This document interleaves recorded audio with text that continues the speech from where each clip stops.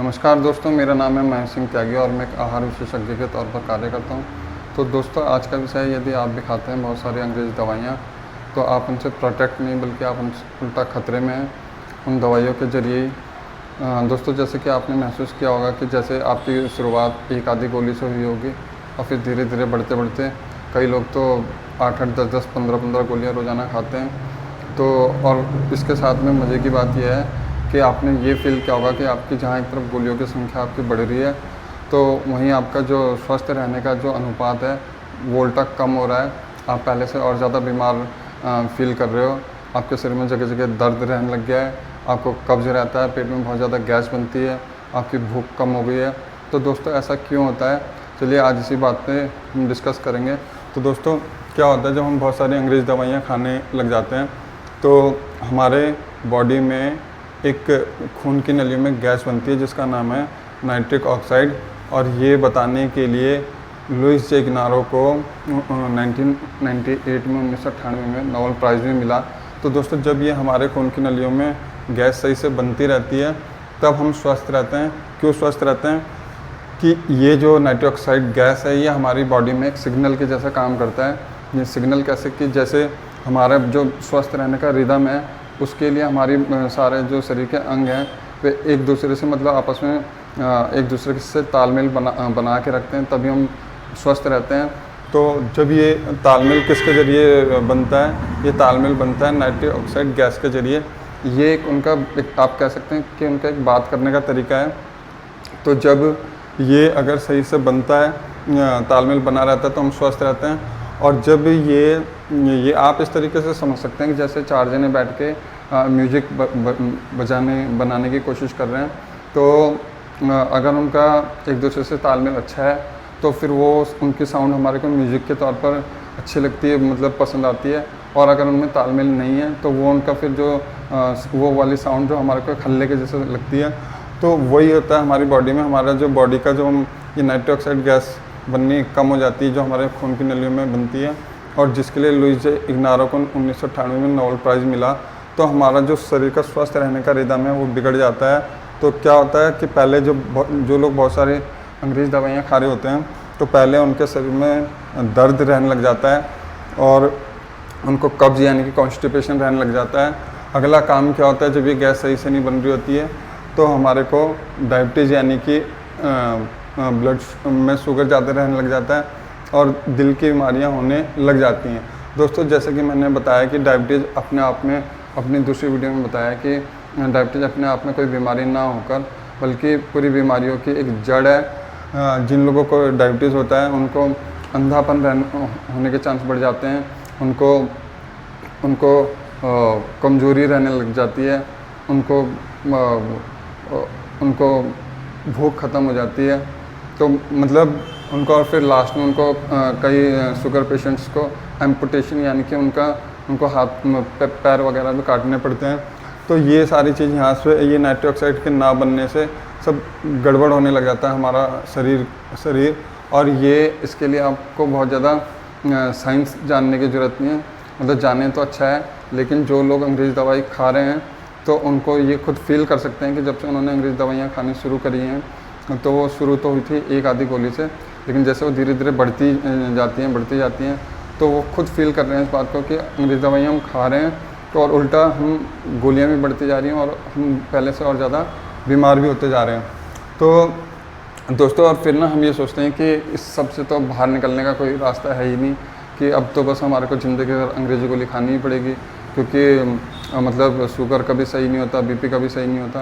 तो दोस्तों, बिल्कुल सही बात है कि नहीं होता सही, अंग्रेज़ी दवाइयों से सही नहीं होता है। लेकिन अगर आप लाइफ में अपना लाइफ स्टाइल में थोड़ा चेंज कर लें और ये जान लें कि आप जो खाना खाते हैं उसमें क्या खाना चाहिए और क्या नहीं खाना चाहिए, तो ये खाने से सही हो सकता है। तो अंग्रेज़ी दवाइयों से सही नहीं होता है शुगर, बीपी, थायराइड वगैरह, तो वो तो और गड़बड़ी करते हैं। तो इस सब से बाहर आने के लिए आपको क्या करना होगा, प्रश्न आता है कि क्या कर सकते हैं हम इस सब से बाहर आने के लिए।